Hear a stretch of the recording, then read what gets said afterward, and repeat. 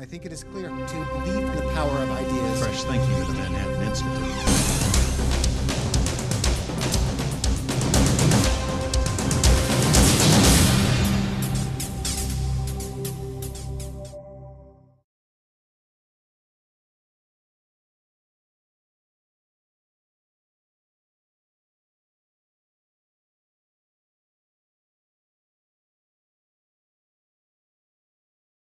Okay, in our second panel this morning, we're going to move from the overview of the pluses and minuses, complications, if you will, of public-private partnerships in transportation infrastructure, and we're going to get down to cases, and these are really reports from the front lines, people who are involved from the public sector side, from the private sector side, people who are really on the firing line of these situations: Chicago, Pennsylvania, and right here in New York, 2 leasing projects, and 1 potential greenfield project, I guess. If you build a parallel span of the Tappan Zee, I guess that's a green bridge or something like that. And then we're going to have a discussion from our last speaker of the politics of all of this. We're going to start with, I don't know if we want to call you the architect of the Chicago Skyway and Midway Airport deals, but certainly involved. John Schmidt is a partner in the Chicago International Law Firm of Mayer Brown. He's a nationally recognized attorney named by American lawyers, one of the 27 all-stars of the 90s, of the American Bar, and by the National Law Journal. And in recent years, he's been focused heavily on public-private partnerships, including the Chicago Skyway Toll Bridge, and he was named Deal Maker of the Year by the American Lawyer. So, with no further ado, John Schmidt. Good morning. It's a pleasure to be here and talk about these subjects in such a distinguished gathering. They are very interesting subjects and very timely ones. I thought I would focus on 2 transactions that I think go together. They both involve the city of Chicago, and they are both pioneering transactions. The first is the Chicago Skyway transaction, in which, as was alluded to earlier, early 2005, the city of Chicago leased the Chicago Skyway to a consortium of Cintra Concesiones of Spain and Macquarie Infrastructure for $1.8 billion, the first privatization of an existing American toll road or toll bridge. The other transaction I want to talk about is one that was just announced this week, and that is the privatization of Midway Airport. As many of you may know, the city announced on Tuesday of this week that it had received a winning bid of $2,521 million from a consortium that consists of the Vancouver Airport Authority, the Citigroup Infrastructure Fund, and John Hancock Insurance for a 99-year lease of Midway Airport, which will be the first privatization of a major American airport. That transaction has to be approved by the Chicago City Council, which is taking it up next Wednesday, and assuming it is approved, and I believe it will then be submitted for final approval by the Federal Aviation Administration, which is geared up and ready to go and eager to approve it before the end of the year. They have a 60-day mandatory statutory period before they can act, but I think if we can file the application by the end of next week, I think they expect to approve it before Christmas. So it will go forward as the first privatization of a major airport in this country. The other reason to talk about these together is that I think they really reflect basically the same fundamental thinking by the mayor and by those of us who have been his advisors in this area. And that is that out of these long-term leases, the city can get 2 essential things. The first is a higher quality of service for city residents and others who use these facilities. And the second is a lot more money for the city than it could get if it simply continued to operate the facilities itself. With respect to the quality of service, in the case of the Skyway, the effect of the lease was to shift operating control from the Chicago Department of Transportation, which I think is a competent public agency, to Cintra, which is the operating part of the Cintra Macquarie team, which is engaged in operating toll roads and toll bridges around the world, and I think brings to it the kind of skills and experience and the quality of personnel that a successful private business that focuses in a particular area brings to a project. And it is, I think, the virtually universal view in Chicago that the quality of Skyway operations has in fact improved. The first thing Sintra did was to put in place electronic tolling. Now you can say, city could have done that. City could have done it. The city had been talking about doing it, and had the transaction not been done, the city, I'm sure, would have gone on talking for a while, and at some point they would have done it. Sintra came in and did it. Another example that in some ways I think is more telling because it's less obvious is what happened when the good weather came. The transaction closed in January. In the spring, the traffic on the Skyway typically goes up on weekends because there is a heavy influx of Chicagoans who have weekend homes along the lakeshore. So there, for many years, have been backups on Friday night and Sunday evening. Sintra went to work, figured out a way to reconfigure the toll booths to put in an extra lane, and very quickly, still some backups, but not nearly as bad. Could the city have done that? Yes, in theory, but it hadn't. In the case of the airport, since we haven't done the transaction yet, we obviously haven't seen the improvements in airport operations, but I really believe they're going to be more striking because airports are more complicated operations and there's a lot more room for managerial improvement. It's not because the city is not doing a good job of running Midway. I think it's a very well-run airport. You compare it to LaGuardia, it's a palace.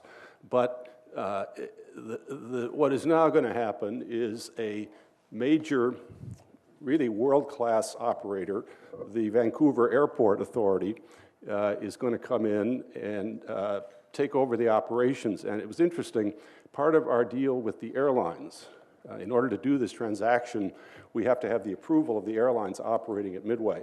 And part of our deal was that we would not allow into the bidding anyone who the airlines did not think was qualified to operate the airport. So we had the prospective bidders come in and do presentations. It was very interesting to see the airline reaction, particularly Southwest, which has about 80% of the Midway traffic and therefore has a huge stake in the airport. Since they don't fly internationally, they had really had no exposure to private airport operations. It was interesting to see how strongly they responded to hearing the private airport operators talk about the customer experience, how they focus on trying to figure out what it is that airport customers really want, how to provide that in the most effective sort of way, make it a better experience. That's the way Southwest, if you know Southwest at all, really focuses on their customers in an almost obsessive way. And I think that hearing private airport operators talk in those terms really gave them a very high level of confidence and beyond that enthusiasm for the idea of having an airport operator who would bring that same kind of energy and focus on the quality of the experience to Midway. Vancouver, which is the operating entity that's part of the winning team, is a spectacularly good airport operator. I think if you've ever been to Vancouver Airport, it often wins polls as the best airport in North America, has a wonderful array of amenities, has 2 spas, has a 4-star hotel. I don't know if we'll get all of that at Midway, but I think there's a high level of enthusiasm for the notion that we're going to get a higher quality of operation. The other key element, of course, when you talk about an airport, the users are not just the passengers, the users are the airlines. And a critical element of this whole transaction is the agreement that we reached with the airlines as a condition of the deal that the winning concessionaire would take on a 25-year use agreement under which airline rates and charges are capped at a level that is actually slightly below the 2008 level and then frozen at that level for 6 years, and then for the remainder of the term allowed to grow only by an annual increase equal to core CPI without food or energy. So that is a very good deal for the airlines. And it is not only lower rates, but for Southwest, I think something particularly important is stability, predictability. They're an airline, as you know, which has done pretty well by worrying about risk. Well, one of the things that happens when you privatize an airport is the risks of airport operations, which currently are borne by the airlines under a residual cost structure, shift to a private operator. The trade-off is the private operator gets the benefits of what they can manage to make out of the airport, particularly on the non-airline side, but the airlines get the benefit of, in this case, really quite long-term stable rates and charges. So in terms of the quality of the airport, I think we're going to see a significant improvement for passengers. We are clearly going to see a significant improvement for the airlines in terms of stable, predictable, and lower rates and charges. Having said all that, it's obvious the city doesn't just do this to benefit other people. The other key element for the city is the ability to get a lot more money out of these assets through a lease than it could get in any other way. And I think that that happens for essentially two reasons. One is when you shift the operating control of these assets to a private operator, the enterprise value goes up very substantially. More revenues and lower costs. On the revenue side, I think a lot of the factors were really alluded to earlier. A private operator is able to price its services in an economically rational way to maximize revenues in a way that public entities cannot. The issue on the Skyway is not really the presence or absence of political limits. You can put in place whatever limits you want. In the Pennsylvania Turnpike transaction that Roy will talk about, the limits under the proposed lease are at a level that is almost certainly below where the tolls will be if you simply keep the turnpike under public hands. But within whatever limits you establish, a private operator can make decisions to maximize revenues. No public entity can do that. The city of Chicago had not raised tolls on the Skyway for 13 years. That is true even though 75% of the drivers don't live in the city of Chicago, and the 25% who do live in the city represent a minuscule part of the city population. The Skyway is driven by a very small percentage of Chicagoans, probably less than 5%. But decisions by public entities like the City of Chicago, the Chicago City Council on tolls are not based upon a rational calculation of the greatest good, of the greatest number. They are based upon a calculation of what kind of a reaction will there be from a group of people, however small, who will react negatively and therefore potentially take it out when it comes to voting in terms of those public officials. The reality is that 5% drove decisions on toll setting for the Chicago Skyway. That phenomenon has been equally pronounced elsewhere. Indiana had not raised tolls on the Indiana Toll Road for 23 years. Same thing is evident if you look at airport pricing. Airport parking. Airport parking is underpriced virtually everywhere. And the reason is public entities have a visceral resistance to raise parking rates. On top of that, under the residual cost structure, they have no real incentive to raise parking rates, because if you raise parking rates and raise parking revenues, say at Midway, the only beneficiary at the moment are the airlines, who at the end of the year, under the residual cost structure, get lower rates and charges. So shifting the control of those kinds of operations to a private operator is clearly going to increase revenues. The other side of it is the cost side, and I would agree with what was said earlier about the ability of a private operator to reduce costs, particularly capital costs. At least in the case of the Skyway and now in the case of Midway, I don't think there are significant operating cost reductions. In the case of Midway, in order to get the support of the Chicago labor movement, which is actively supporting the transaction, we agreed to a set of provisions under which the private operator is going to have to offer jobs to anyone currently employed by the city at Midway on substantially equivalent terms. So there aren't going to be operating cost reductions, at least on the labor side. But when it comes to capital expenditures, it really came home to me when we were doing the Skyway deal. The city had done a large-scale reconstruction of the Skyway, but there was one viaduct that had not been completed.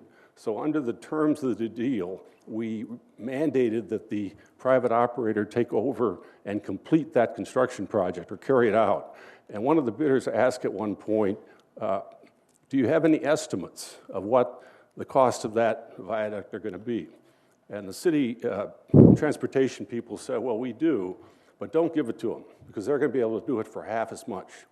And in fact, the rough estimate, I think, is 25 to 50% is a good estimate of what a private operator can do. When we were talking to the airlines about the Midway transaction, one of the things that I think was most persuasive to them on why it would make sense was when we talked about the fact that a private operator would be able to carry out capital expenditures at a substantially reduced rate. They all immediately said that's right. It turns out they fight with airport public authorities around the country to get control of capital projects because they know they can do them more cheaply.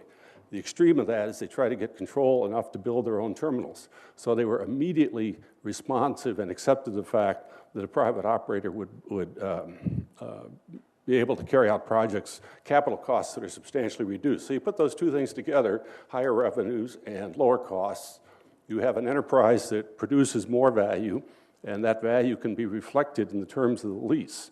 The one other point, I would stop with this one. Even if that were not true, even if there were no increase in the enterprise value, a lease transaction of this kind is the only way that I can see, and I think the mayor and others could see, for the city to recover its equity value in these assets and redeploy that value for other purposes. We don't need public capital in the Skyway. We did at one time in order to build it, and the city made that decision, sustained the Skyway over a long period of years. Ultimately, it took off, became sufficiently viable, that there clearly, by the time we did the deal in 2004, is a substantial equity that the city has in that asset. Same thing is true today in Midway Airport.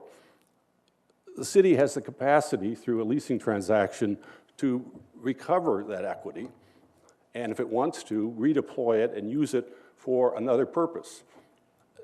The fact that you can recover some capital doesn't necessarily mean you should. Ultimately, the question, I think, is do you have some other use, some better use of that capital? In the case of the Skyway, the city took the $1.8 billion of proceeds, paid off about $450 million of debt, and used almost all of the remainder to shore up the city's finances by establishing a $500 million reserve, paying off city debt, doing some other things, and the end result was an increase in the city's bond rating and a long-term, large-scale saving for the city in carrying out capital projects. I'm not at all sure the city could have made the guarantees that are necessary for purposes of the Olympics bid in 2016 had it not done the Skyway transaction and therefore shored up its finances. In the case of Midway, 90% of the proceeds is to be used for infrastructure within the city. So that's money into city infrastructure at a time when other sources are minimal, to put it mildly. Those choices, the choices to recover that capital, use it for those other purposes, I think seem to me to be really no-brainers. It seems to me it was similarly easy for Governor Daniels to make the decision to put the $3.8 billion of capital he could recover from the Indiana Toll Road into other transportation infrastructure in Indiana. I think it's pretty easy to make the same judgment in Pennsylvania, but the Pennsylvania General Assembly hasn't yet been able to reach that conclusion. Let me just give you two numbers in conclusion. If you valued the existing toll roads and toll bridges in this country at a Skyway or Indiana or Pennsylvania number, you easily get to $250 billion or more. Midway represents 1% of U.S. airport passenger traffic. So if you value airports on a per passenger basis the same way as Midway, the U.S. airports are worth $250 billion. In fact, they're worth more because there are a lot of airports that have growth potential beyond Midway. So there is easily $500 billion of asset value there that could be recovered, redeployed to meet other infrastructure needs. To me, it's an absolute no-brainer that cities and states in this country and the nation as a whole would benefit from doing exactly that. Let me stop with that. Thank you.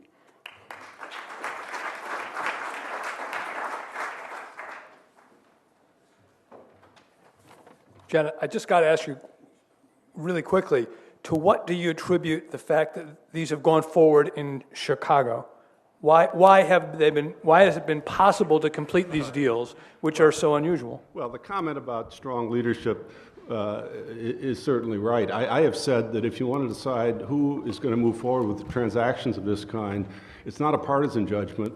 Rich Daley is a Democrat, Mitch Daniels is a Republican, Ed Rendell is a Democrat, but give a Rorschach test and look at the temperament of those three people, all three people who are not afraid of a fight, clearly, confident enough to put themselves forward for something that they believe in.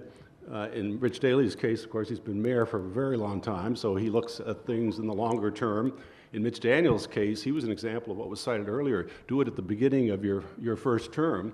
He also had an attitude of, if I don't get reelected, I'll get back my life.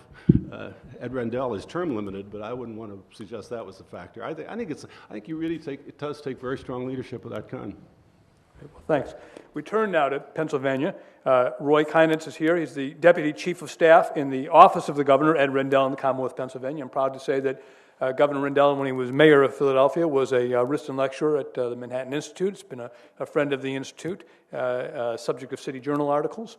Roy Kienitz previously served as Secretary of Planning for the state of Maryland. He's held positions in the federal government as well, and he's here to report on the Pennsylvania Turnpike situation. Roy.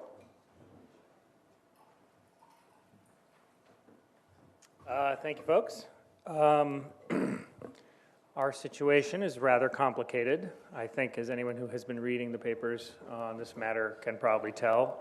The most recent development of which is that at the end of the day on September 30th, that was the deadline for the pendency of the bid for the Turnpike by the team made up of Albertus and City and their investors, and that was a deadline which had been extended from previous deadlines, and that deadline came and went without an extension of the bid. What that means in technical terms is they gave us a $100 million letter of credit, and if we had been able to pass legislation and come to the table to close the transaction and they had refused to sign the papers, I could keep their $100 million. That's not to say now that I no longer have that hammer over them that we couldn't consummate the deal. And that's really the sort of strange middle ground we're in now, which is, I've had obviously many a conversation with them several times a day over the last month.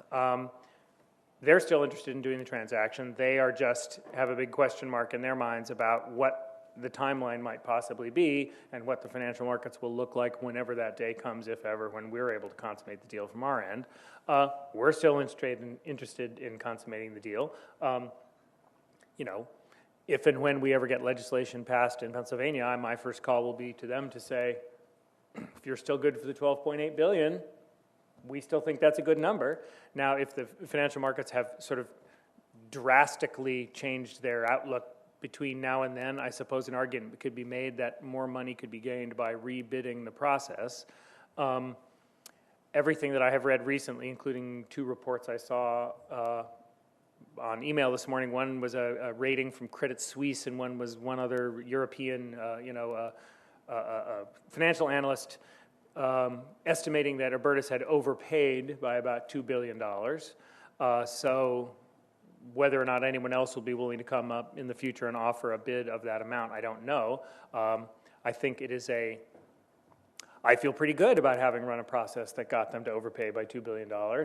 And I think it's a testament to the incisiveness and the quality of the team that worked with us on it, which, by the way, included John, on behalf of Mayor Brown, as our eminence grease on all matters P3, but also Morgan Stanley, our bankers. And this really gets me to sort of the central point of how we have approached this issue. I mean, Governor Rendell's interest in P3 has been much like the rest of his career, which is it's not really based on philosophy. We don't come in here with a philosophy to say that we are in favor of the government managing things or we are in favor of the private sector managing things. What he is in favor of achieving particular specific goals on behalf of the people who elect him. One of those is a dramatic increase in the level of investment in infrastructure in Pennsylvania and in America. And so what he did is look around for how can I possibly achieve that? The particular situation we were confronted with in Pennsylvania having to do with its odd politics made the Turnpike a very obvious choice. It is, I am not one who chooses to argue with the point of view expressed by Mr. Foote, who is here somewhere, there he is, that the public sector can probably do this just as well. Our issue always is, will it actually do it just as well? And I think that's part of what John was pointing to. Richard Daley's the mayor of Chicago. The mayor of Chicago owns Midway Airport. Midway Airport is run by the mayor of Chicago. Therefore, it's his airport and he can run it however he wants. Except anyone who has ever actually spent their life working in the government knows that that's a very simple description of something that, in fact, bears absolutely no relation to that in the real world. And that's the situation in which we confronted ourselves. Turnpike Commission probably could have gone out and done a very similar level of monetization for this as to what we received in private bids. We actually went to them and asked them about that, and they said, there's absolutely no way I'm ever going to do that. What, are you insane? And so then that led us to take a different path. And the other thing that's true is that, I know the people in the bidder community perhaps don't want to hear this, but I think it's a truism of this business. Our job in the public sector is to write a contract which protects our interests in exactly the way we want. Their job is to complain about it mercilessly, which they do, and which I've spent, hundreds of hours on the phone with various people hearing that. And then our job is to set up a bidding process which whips them into such a frenzy that they overpay. I'm never going to get that out of the members and staff of the Pennsylvania Turnpike Commission who show up for work at 9:45 and leave at 3:30. That's the nature of those people, their business, the incentive system, where they've come from, what they know and what they want. That's their nature. The guys in the investment banks, I get emails from them starting at 6:15 in the morning and ending at 11:30 at night. And then, I get the junior person who's not a partner yet, emails me the document I asked for that morning at 2:30 a.m. And only then do they go home. And so the nature of who you're dealing with is just totally different. Now, if that ultimately doesn't turn into value for the voter, I'm not sure I care. But our analysis really was that, in the process of putting together the legislation which eventually became Pennsylvania Act 44, which was going to fund transportation in part by monetizing turnpike revenues and in part by monetizing future potential tolling of Interstate 80 revenues, I had my Morgan Stanley guys go do a very sophisticated analysis of how much we thought the public sector agency could leverage those revenue streams to generate a very large amount of money. And we went back to our legislative colleagues and said, if you're going to do this, I just want you to know, these guys are hiding money. They could give you hundreds of millions of dollars a year more for the things that you care about. According to this analysis, I had my analysts and their analysts in the room, and their analysts, tried to poke every hole in the analysis done by my analysts, and, there weren't holes in it. But the truth of the matter is, the answer is they don't want to. They just don't want to do it. And so that's what really led us to be, and led the governor to be so adamant that P3 for the Turnpike was the way to go. Now, I think the comments that were made earlier are true, which is the politics of these individual things, the individual politics of P3 about what project in what place at what time is enormously more important than any generic politics of the issue. Richard Daley and Ed Rendell have known each other for a very long time, since they were both district attorneys at the same time, many, many years ago, and they're both avid White Sox fans, as the governor was telling me yesterday. And they share a lot of character traits. As John said, there is, however, a rather large difference between the inherent powers and the political reality of the mayor of Chicago versus the governor of Pennsylvania. Pennsylvania system is not really a strong governor system. In the world of, you analyze executive agencies, we have a divided legislature, and we have a whole lot of government run by agencies that have Democrat and Republican appointees, which we don't directly control, and are independent agencies, Turnpike Commission being one. So, we have to do basically everything by persuasion, and you can't strong-arm people into doing stuff. You have to make clear to them and to the people that they work for that your proposal is something they should do because you actually thought about it, and it makes sense, and there's not any other way out of the box that anyone's ever going to vote for. And so our issue really is that takes time. And so as I said to a lot of the people in our bidder community in this project very early on, we've had pretty good success getting done what the governor wants to do, in part because we don't propose things that are crazy. we actually think it through pretty well beforehand. The thing that we have had very little success at is getting anything done quickly. And that, unfortunately, is potentially a make or break issue in the world of P3, because those guys are get everyone to work 15 hours a day, analyze the project, put in the bids, lock in my financing for 90 days, hope the market doesn't go crazy, and then, yes or no. The idea that you work on a time scale that's 1, 2, 3 years of working people over, getting the ideas in, allowing them sort of to percolate, allowing the reality of the funding crisis to kind of hit people on an individual level, allow them to absorb that. That's how politics tends to work, is in that very slow kind of, inching along fashion. And so there may be a disconnect there that is impossible to bridge. I don't know. Governor's still very committed to the idea. The hole in our funding program is billions and billions of dollars over the next decade. That is going to require the postponement or cancellation of hundreds of road and bridge projects, hundreds of transit investment projects. A list of those projects, as you might imagine, is being assembled by the people who are in charge of making such lists, and that is going to be made available to everybody. Now, I think everyone understood in theory that if the tolling of Interstate 8 does not happen and we don't do P3, there's an expectation for spending that will now not be able to be met. They all understand it in theory. Okay, so now we're going to understand it in particular, and everyone's going to see the lists of exactly how the shortfall is going to affect them personally, the communities they care about, and then they're going to hear from people back home who actually have a particular attachment to that project and really believe it needs to be done and are now upset that it won't be done. And this is not something that we do punitively, it's reality. If $500 million a year we're now not going to get because the tolling plan was disapproved, well, that's $500 million a year that we can't do. So here's what that means. So where that leads, I don't know. The institutional resistance to the Turnpike deal certainly is robust in Pennsylvania and maybe will never be overcome. But, Ed Rendell is not someone who got where he is by giving up when someone said no. He keeps asking. So that's sort of going to be our posture. And we'll be available for lots of questions from any and all.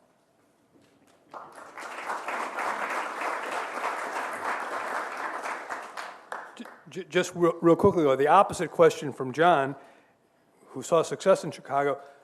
What do you see as the nature of the resistance that's been so hard to overcome to this date? I would say it's 3 or 4 things. There is a community of people who I think are genuine believers in John's sort of, why should we have the private sector run something that's a governmental function? It just strikes them as wrong, and so their default reaction is, unless this is really, really convincing, I'm a no. That's fair, from having studied it, I guess I don't have that reaction in the particular so much. The second of which is, the very particular politics of this. The Pennsylvania Turnpike is a reasonably well-run road. Plow it reasonably well. The history of toll increases has been off and on, but we increased tolls when we got there, and we're doing a big set of capital projects. The road gets plowed, the lights stay on. It's not a badly run roadway. It's not a very efficiently run roadway. And part of the reason for that is the job of toll taker for $17 an hour, of which there are about 2,000, is a job that is made by the board of directors of the agency. The staff doesn't have authority to go hire some guy to collect tolls because there might be a cousin of a neighbor of a state legislator who might not have a job. So that's the nature of the beast that you're dealing with. And it's not just the toll takers, it's the law firms, it's the bond counsel, it's the engineering companies, it's the consultants of any and all kinds, it's what bank they deposit the change in every night that they take home. Every single one of those decisions is a decision that's handled in a political way. Doesn't mean that it's done badly, but it often means that the person who gets the work has nothing to do whether that's the most qualified person or can provide the best value. Sometimes, and many times the work gets done fine. Sometimes we overpay dramatically. I had an experience in which I was doing a bond deal to build a new hockey arena in Pittsburgh. We had someone come in and quote us of, what the bond counsel fees would be on this deal. My financial advisor said, I have to sign a piece of paper certifying that all costs are reasonable. I can't sign that. And so we went back to the person who'd offered the quote and said, where did you get this number? He's like, oh, that's what I got on the last Turnpike deal. You know, it was double, 2.5 times market. You know, so if at the end of the day they run the roadway fine, and there's not some greater good that we can achieve with the capital that might be available there, I think the governor's attitude, as much as John said, just because there is value doesn't mean you take it. I think he was content to let them kind of do their own business, and, you know, who needs the hassle? But once it becomes clear that we have a gargantuan hole in the transportation financing in the state, and these guys can be the ones who fix it, but it means we're going to have to change some of the old way of doing things, then that's when my boss gets, you know, a bit of a pit bull attitude. That's when you start that list of all the projects that aren't going to be built. Yeah, you know. Okay, very, very enlightening.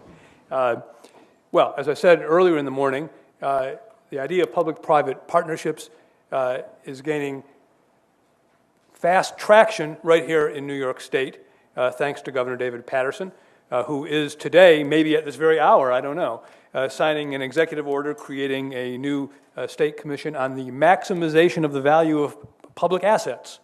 And it's not too catchy, but I think it's exactly what we're talking about here today. And we are fortunate. Tim Gilchrist was going to be here representing the governor's office. We're fortunate that the governor has dispatched Samara Barend, who is going to be the executive director of this new commission. She's going to be talking to us a bit this morning about what that commission will be doing, why the governor has felt compelled to create it, and also looking at a specific project, as our other panelists are doing here in New York State, the prospective new Tappan Zee Bridge. Samara. Well, it's great to be here with all of you today. I just have to commend the Manhattan Institute for their impeccable timing to host this event today, one day after the announcement of the governor's new commission. I don't know if you have ESP or you have some kinds of incredible connections far and wide. But this commission that the governor has announced, I think, has tremendous promise for the state, and it's promise in terms of the way that the governor is approaching the issue of privatization. The way that the commission will work is it's going to be comprised of 11 people who are from different stakeholders. It's going to have at least one member from organized labor. It's going to have a member from Dean Skelis, who's from our Senate, who's going to have the opportunity to appoint. Assembly is going to have one person, and the governor will have the opportunity to appoint at least 4 people. So it's going to be a diverse group, including all the different stakeholders. The chairperson of the commission is Charlotte Hitchcock, who is the Deputy Secretary for Labor and Finance for the governor. And she brings a unique perspective to this and the ability to bring organized labor around and to work with them in a collaborative setting. You know, this commission announcement comes on the heels of the Tappan Zee, and it comes in the midst of all of this sort of economic strife that we have. And the emphasis that the governor really wants to be put out there is that this is not an effort to close any kind of budget gaps. This is an effort to look at PPP, look at injecting new capital into New York State in a long-term process. So, you know, our intention is not to close any budget gaps in the 2009, 2010 budget, but our intention is to look at how we can bring private capital in, how we can, in many cases, retain control of these state assets while at the same time utilizing the benefits of private capital. And with the Tappan Zee Bridge, the announcement was just made that we're going to be looking at a replacement bridge, that we're entering into the environmental process, but that we want a replacement bridge with a BRT option and with commuter rail. And the replacement bridge, contrary, I think a few people had said that it would be a greenfield. It's actually a brownfield project because there's an existing revenue stream.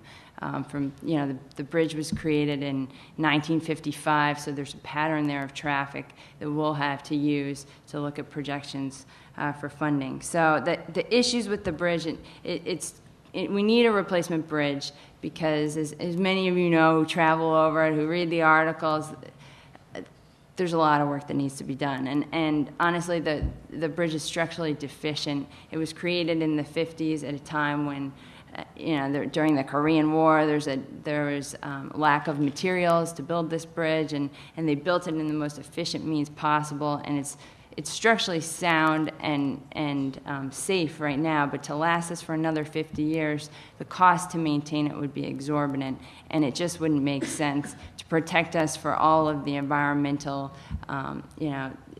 threats that we have out there that we need to protect against. So this group has decided that it's comprised of the Commissioner of Transportation, who's sort of leading this cause, with the Thruway Authority and Metro North, that the best option is to replace the bridge. So going forward with the commission that I'm charged with being involved in, we will be looking at the Tappan Zee Bridge as one of the options for privatization. The price tag is $6 billion to replace the bridge. That's aside from the BRT option, which is another about $2.9 billion. And then if we have the commuter rail, that would be an additional $6 billion. And as you know, if we were to privatize this road, the state would have to provide some sort of subsidy for commuter rail. But what we want to look at in this commission, along with other assets aside from the Tappan Zee, is how can we bring in private sector capital? How can the state retain control? And how can we manage these assets more efficiently and perform with more greater performance? And I just want to close in saying that I'm very hopeful in terms of the success. The governor has tasked us with a lot in 90 days. We have to issue our first report and come up with some measurable actions that the commission can take. But I'm very hopeful because the way that the governor has approached this, he's not said we have to have privatization. He has not said, we have to, this is not about selling off any assets. It's about looking at this option and taking the time to assess whether or not it's right for New York State. And I think that doing it in this deliberative approach could bring some good success.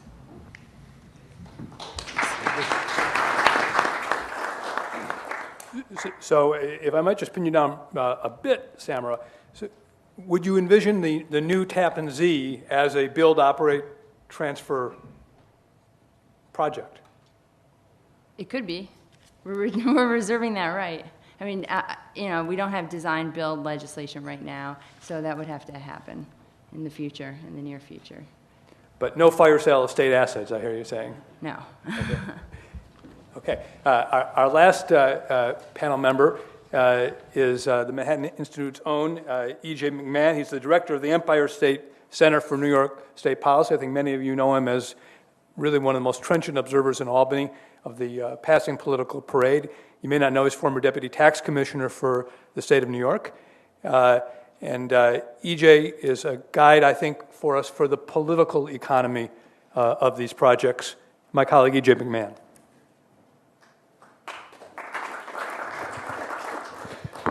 Thank you, Howard. As Howard mentioned, I am, in effect, the Manhattan Institute's man in Albany, among other things, and that leads me to take a somewhat blindered or at least a very sharply focused view of events when we talk about 3P projects from a global and national perspective. I tend to be the guy who's in the role of the mythical Boston newspaper reporting on the nuclear blast that destroyed New York City. You've heard about that. The headline was "Hubman Killed in Gotham Blast." So I tend to focus almost too sharply sometimes on New York. The working title of our panel has to do with case studies. I feel safe in saying that New York City and State are probably the nation's best, most explicit case study in how not to address infrastructure needs. And therefore, the public-private partnership option is particularly interesting and provocative here. I would mention, though, to be fair, that New York was a PPP pioneer in its own right back in the early 90s. Unfortunately, the kind of PPP the state did was public-public partnerships, in which case that was the days when Governor Cuomo sold state highways to the Thruway Authority, sold state prisons to the UDC, and famously, as Steve Savis mentioned, sold the racetrack parking lot to the Port Authority. The Port Authority being an institution that crops up frequently in this public partnership conversation.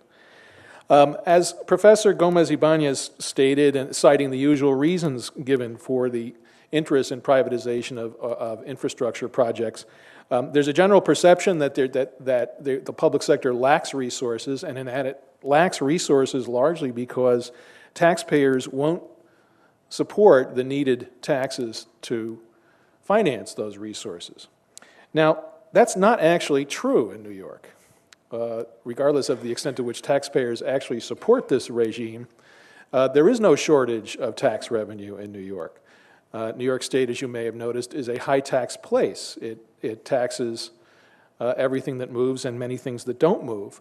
And among the areas in which we have high taxes, for reasons dating back in particular to that 3P era I mentioned earlier, the early 90s, is our very high fuel tax. We have the highest fuel taxes in the country, usually rivaling 1, 2, or 3 Connecticut and California. Certainly the highest gas taxes in the Northeast other than Connecticut. And the reason we have a gas tax of 42 or 43 cents per gallon, it may be up to 44 cents now, is because we have one of the nation's largest, if not the largest, dedicated capital transportation infrastructure funds supported by that tax. So why do we have problems? Why do we have such gross deficiencies, which we do in both our mass transit and highway and bridge capital programs? Because the political economy of New York is such that all the money, that money has been leveraged up, it's been spoken for, and that fund is basically tapped out. And so what we've gotten in exchange for our high gas taxes is insufficient resources for capital transportation infrastructure needs. That's what leads to public skepticism when further talk comes up about raising taxes for infrastructure. So it's really refreshing that Governor Patterson is talking about 3P in a whole different context, that he wants to have New York join the national trend, if it is a trend, and as was noted earlier, maybe it's not so much a trend as an intermittent impulse to explore public-private partnerships as a solution to the state's needs. And again, this is a case, though, however, of need rather than want. The state is exploring this option not because it really wants to get the private sector involved in finding more innovative, creative, and efficient solutions to transportation infrastructure, but because it's badly in need of money and does not have the money to meet those needs now. So how do we look at this, and how do we, and what is the possible meaning of Governor Patterson's plan? Well, I think that it's, again, very promising that he's brought some very talented people in to run the exploration that's going to take place through his commission, and that he's stated the priority, to quote from the press release describing his executive order, of attempting to maximize the value, efficiency, and safety of assets like our infrastructure. And that really is a core focus here.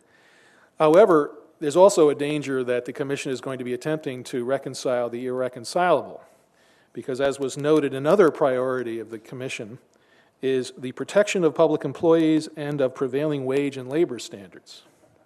Now, these are not necessarily consistent with the maximization of value, efficiency, and safety of assets. As was mentioned earlier, we have a Wicks law in New York State which drives up the cost of public construction. We have project labor agreements in place under the encouragement of state law.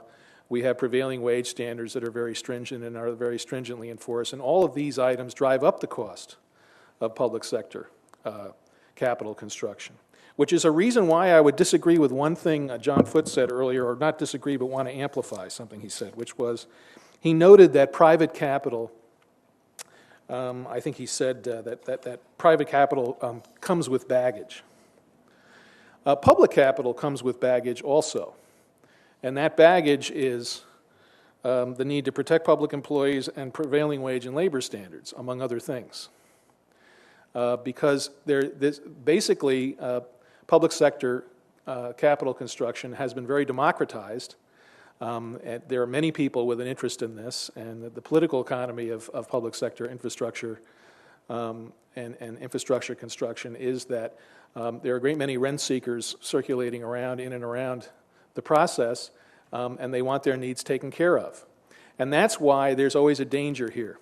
I think that it's easy for us to conceive of a situation in which a project like the Tappan Zee Bridge ideally is put up for bid as a sort of a single project in which, on a turnkey basis, in which private builder operators are invited to come up with the most innovative, creative approach to building a bridge and running a bridge in a way that will be consistent with the public interest, producing a stream of revenues that can make it worthwhile for them over a very long period of time.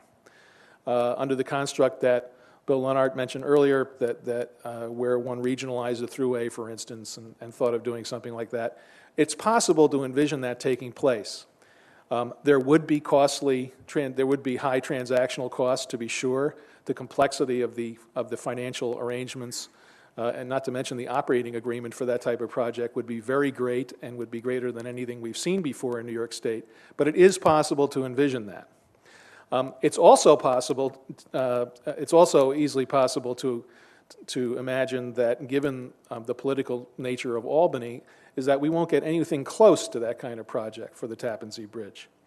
And that the political imperative, the default imperative from Albany, is to maximize some sort of upfront payment from some private sector firm or firms involved in the construction of the bridge, while also maximizing public control of the project, including no change in existing laws affecting the use of labor, public and private, on the bridge, both in the construction of the new bridge and in its operation in the future.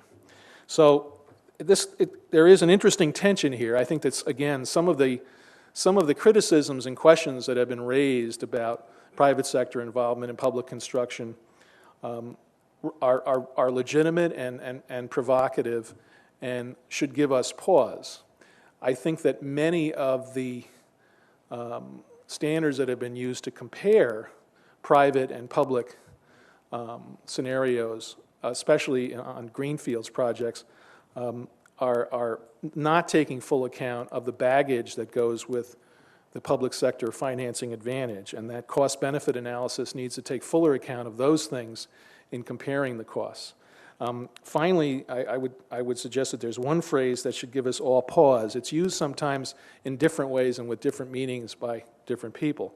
But at a time when you're looking at probably the most severe fiscal crisis the state has faced since the 1970s, when the term monetization is used to describe what is desired out of a particular public-private partnership, I think it's time to check your wallet and your watch.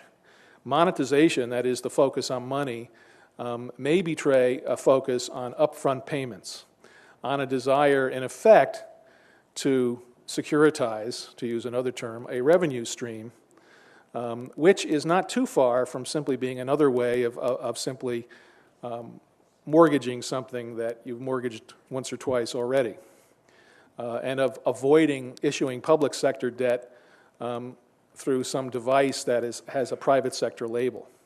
So all of these are some of the risks associated with this, with the status quo. There's definitely a lot of risks. There's also risks, again, with the private sector partnership approach, if that approach is merely used as a way to squeeze money out of assets rather than as a way to truly pursue innovation and efficiency and the public interest.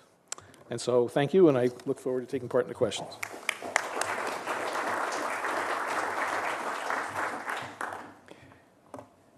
John and Roy, very quickly. Speakers this morning, earlier in the day, were critical of the idea of cross-subsidies coming out of the revenue stream from public-private partnerships, saying that those monies, in order to retain public support long-term, had to be demonstrating efficiencies and improvement in service in the actual facility that was the subject of the public-private partnership. Both of you seem to be taking exactly the opposite point of view, that a key selling point is raising revenue for a whole array of other uses in the city and state. I wonder if each of you would comment on that tension, if you will. Well, I believe there should be an improvement in services. One of the mantras in Chicago is we should never privatize anything unless we think we will get a higher quality of services independent of any financial considerations. So I think there should be an improvement in the quality of the services.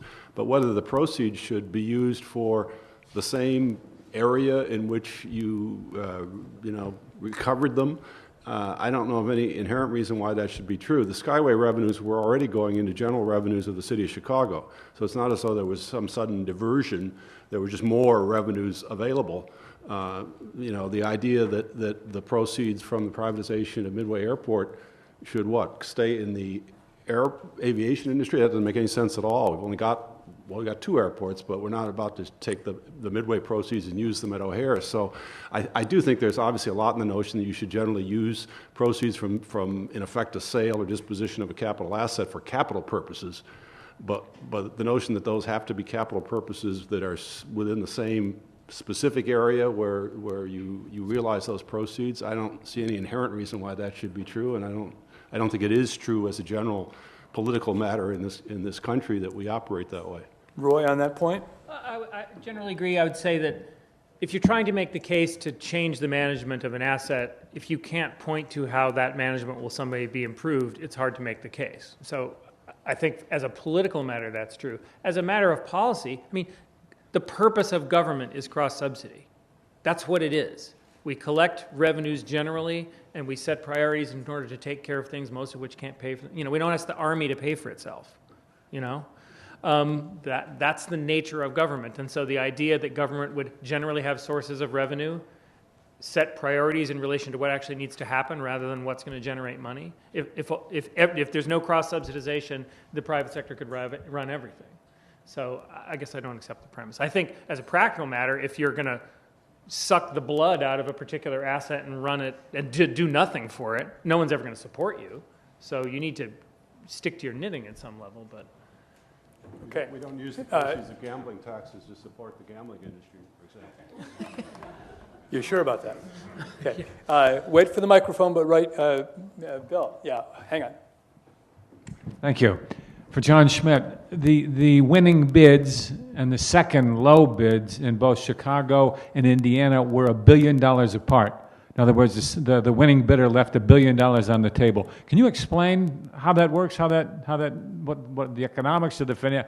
How'd that happen? If you ask the Macquarie people, they will tell you that their bidding philosophy is to decide what an asset is worth.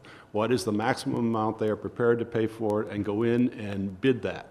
And if the result of that is that they end up paying more than the second bids by a lot, they think that is a price you pay, as opposed to trying to play games and win, by the narrowest amount and therefore lose out on assets that you really want. So they always said in the Skyway, and I have to say they acted on the basis that the fact that they were $1 billion ahead of the next bidder didn't bother them.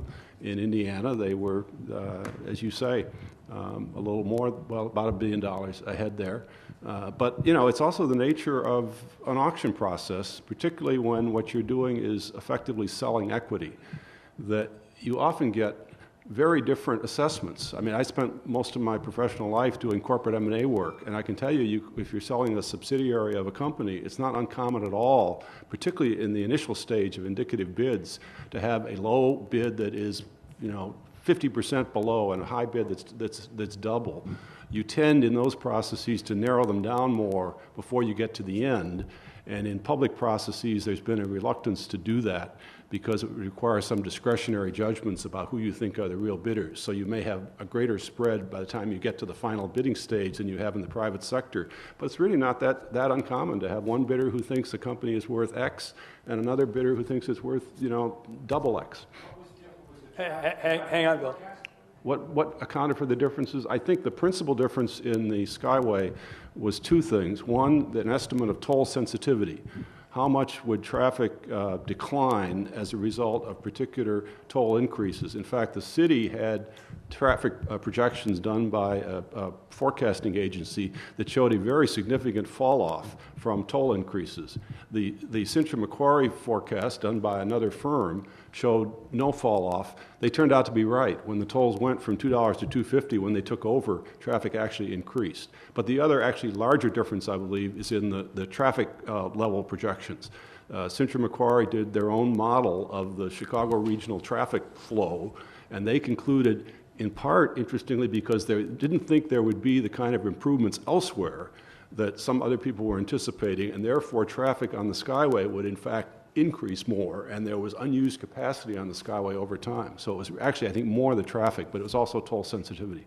Interesting. Yeah, yes, the woman in green right here in the middle. Wait for the microphone. There it is. Joyce Miller, Tier 1 Public Strategies. But my understanding of what happened in the Chicago Skyway deal was that there was also some controversy over the way in which Macquarie valued, and the firm that they used to value the Skyway deal and the traffic projections, that there was a relationship between the firm that was doing the valuation and Macquarie, that the firm that was doing the valuation was being paid on a successful bid basis, which is what Macquarie habitually does.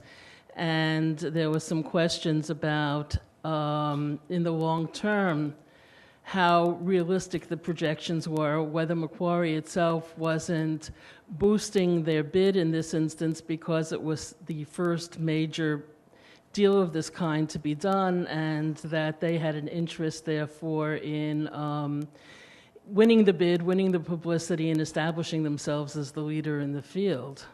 I'm not sure it's a question, John, but you're welcome to answer. Well, it's good to go first, and I think that was an advantage for Chicago on the Skyway. I think it's an advantage right now on Midway Airport. But of course, those issues you're raising are really their problem. In reality, I think in all these deals, there tend to be at least three sets of projections. There's one done by the public entity, there's one done by the bidder, there's another one done by the lenders. And I once heard a lender ask the question, how do you do your projection? He said, well, we start by taking whatever the bidders gave us and we discount by 25%. So, this projecting future traffic flow and future toll revenues is not a science, as Roy has come to learn also. It comes down to judgment calls about what you think is going to happen to the economy of Pennsylvania and what you think, how you think drivers are going to react to toll increases. So I had never heard that specifically, that they were criticized for paying their traffic forecaster on a success fee basis. But, people pay their investment bankers that way, and they seem to think it doesn't impair their independence. And my comment would be, if they overpaid, that's good for me. I want them to do that. I want them to act irrationally and pay more than it's worth, because I'm trying to get the best deal for the taxpayer. Now, I hope, presumably, if I were to work for them, I'd be desperately trying not to do that. And so that's the nature of the tension. But at the end of the day, if they made a mistake, we have their money. So the mistake is made, and it's on them, and the taxpayer is the beneficiary. 2 or 3 more quickies. Was there a question in the back there? Julia Martin of our Center for Rethinking Development. Wait for the microphone, Julia.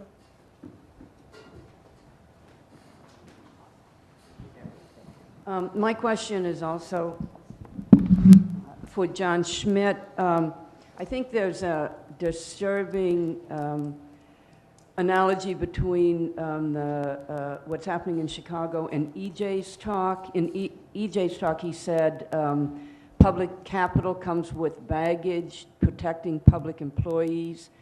And in Mr. Schmidt's talk on Chicago, he said there aren't going to be operating cost reductions on the labor side, presumably because of Chicago politics. And, of course, there is a predecessor example of the privatization of airports, and that's London, where there also weren't any operating costs reductions on the labor side. So I'm sort of wondering why you're so optimistic. Well, I wouldn't really agree that the only reason there aren't going to be operating cost reductions or why there are labor protections is because of Chicago politics. I think there's a policy judgment being made there to protect the employees at the airport. The policy judgment on the Skyway and on the airport is to carry over all of the existing public policies that apply. So MBWB contracting, for example, and residency preferences in hiring, and prevailing wage standards on construction projects. Even the CapEx cost savings that are achieved in Chicago are not achieved by escaping any of those public policies.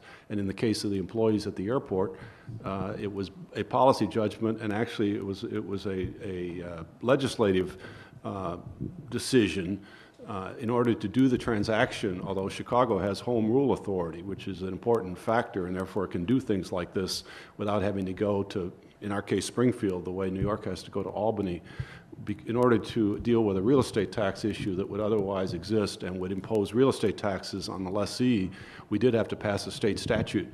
And as part of that bargaining process, we negotiated with the Chicago Federation of Labor for the labor protections that were put into the agreement. So I don't think that's going to have an adverse effect on the operations of the airport. I think it is going to reduce somewhat the potential return to the private operator, and probably reduce somewhat the bid that we would have gotten, just as was true in Pennsylvania. But you'd stick to your view that the service level would improve, notwithstanding the cost structure remaining the same? Yes, I think that's correct. I'm going to go to more questions rather than further comments. Yes, JP. Microphone. We'll make JP's the last question. This question is for EJ. I was intrigued by your comment about rent sinking. I was intrigued by your comment about rent sinking. Wondered if you've had done any studies or looked at the data about the contributions to political authorities from privatizers to, say, PACs or other charities or whatever to keep things rolling along. For example, I can imagine in Chicago, Mayor Daley's charity, whatever, might get fundings from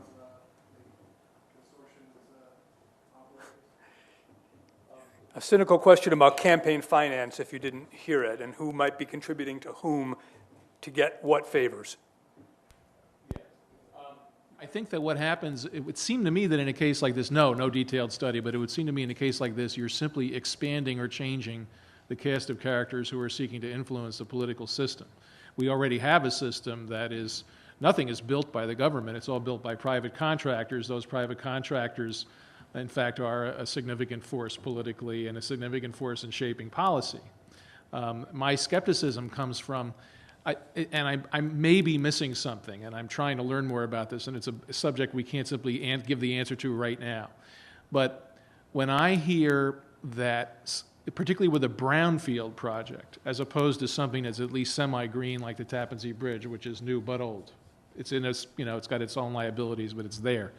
But a pure brownfield project, I still can't quite understand from a public finance standpoint.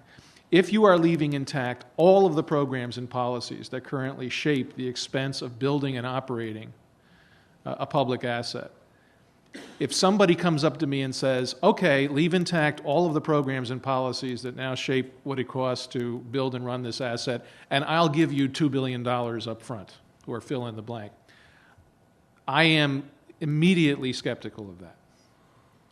I want to know what the details are. Because here's why. Not that it's not worth, the revenue stream is not worth that amount, but I want to know what the difference is between that and simply issuing a bond, as was done by New York State really under similar circumstances in the early 90s, and saying, well, the tolls, the thruway is now paid for, let's refinance it and buy our worthless canal system in the process, which is what was done then. That was monetizing the Thruway Authority in a different way. That's the hurdle I can't jump over in hearing about some of these projects. It's not hostility to the potential value that could be unlocked by the private sector. It's just questioning the way some of these deals seem to be structured. Okay, I'm going to thank our panelists. I think we heard from both panels this morning that combination of strong political leadership and demonstrated efficiencies and improvements to the public are what's going to make these kind of deals fly, if they are going to fly. I'd like to offer to Samara a transcript of this, since this was somehow turned out to be the first public hearing for your commission, kind of. And we'll get you a transcript. But let's thank this panel. And